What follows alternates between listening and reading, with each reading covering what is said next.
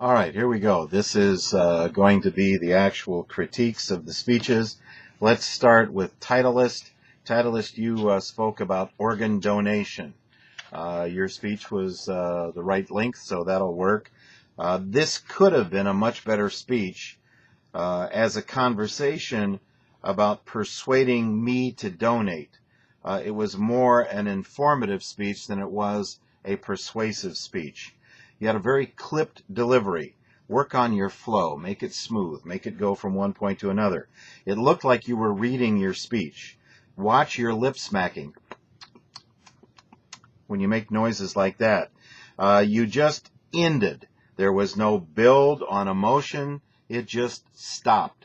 Organ donation is an incredibly emotional thing, as you heard in the critique of our previous speech, where one of your fellow students spoke about organ donation and spoke from a very, very personal point of view.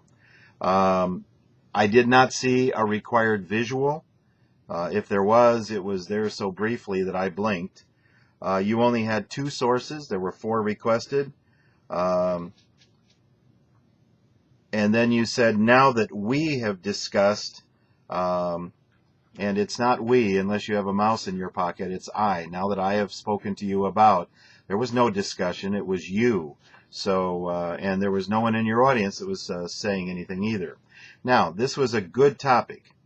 And you obviously have a personal stake in this particular topic. We need to get more donors. Why aren't there? That's an issue. That's something you could bring up. Why aren't people donating? They generally know it's a good idea, but why aren't they doing it? And what is your plan? Remember, need, plan, and practicality. What is your plan to get more donors? That's crucial to being successful in a persuasive speech.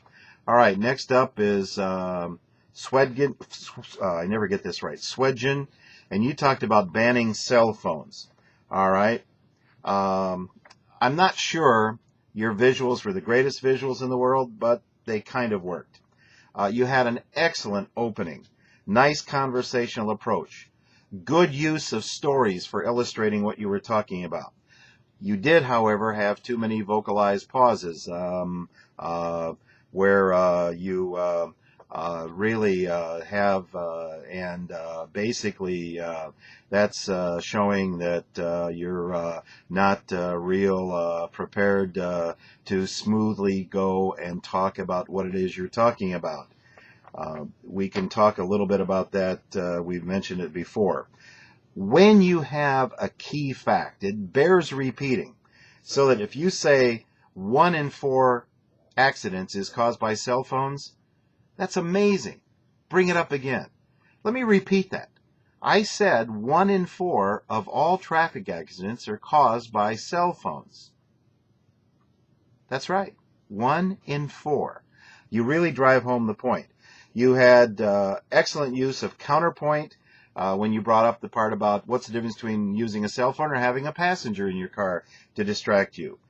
This was a good speech. It was a good use of evidence. You didn't mention hands-free phones. You should have brought that up. And you could have mentioned eating, not passengers, not cell phones, but eating while driving. Watch the vocalized pauses.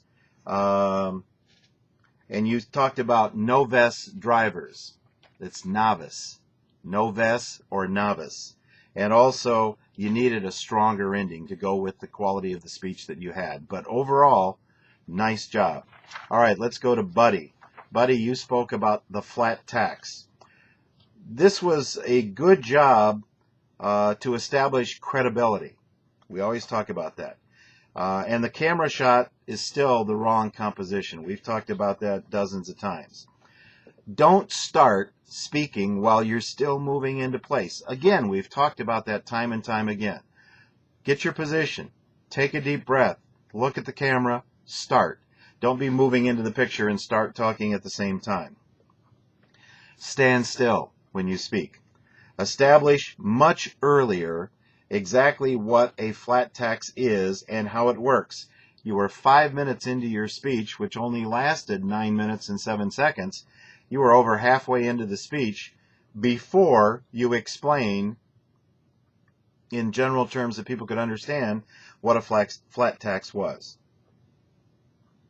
Watch the use of the word okay. Okay is a vocalized pause, just like okay, okay. So now, okay, what we want to, what we want to talk about, okay, is the process, okay? Uh, don't do that. It's very, very annoying. That's up there with which you also used a fair amount. Don't compare ancient Egypt to contemporary America in the percent of money kept versus taxes. That was one of the strangest analogies I think I've ever heard. Let's talk about ancient Egypt and their flat tax versus contemporary America and what a flat tax could do here. They don't match, so be real careful on that. All right, let's see. We have next up is Nemo. Nemo, you spoke about cloth diapers. And I might tell you, you ran way too long. You ran 14 minutes and 44 seconds. Just unbelievably wrong. You know what? We're also adults here. We're all college students. We don't need to use terms like pee and poop. That would maybe work if you were talking to a daycare or a preschool or something like that, but you're talking to college students. You need to explain why a general audience, that's what you have in a speech, unless you're speaking to the Society of Cloth Diapers of America, but in a speech class you have a general audience, why old, single, gay, lesbians, whatever, should care about the topic. And you have to do that up front. If you're no longer in the childbearing age, you're not even thinking about children at this point in your life, then why do I care about cloth versus disposable diapers? Now, what about the need nationally to do this? You talked a little bit about landfill for disposables, but that came 8 minutes in before you even got close to mentioning that. That's one of the huge things in there. Are your sources really neutral sources? Go back and look at your sources. And, obviously you want learned people talking about something, but if you're giving me the American Society of Disposable Diapers must be used tomorrow, they're not neutral in this. So look for some sources in that way.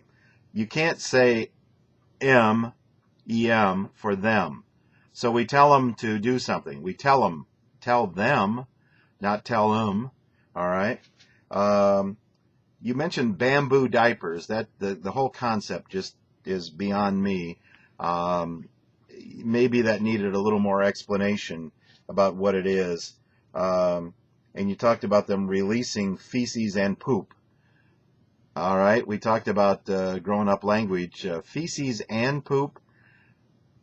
Where I'm from, that's pretty much the same thing, unless you got a different definition. You cite North Shore News as a source. Really? Like a blog?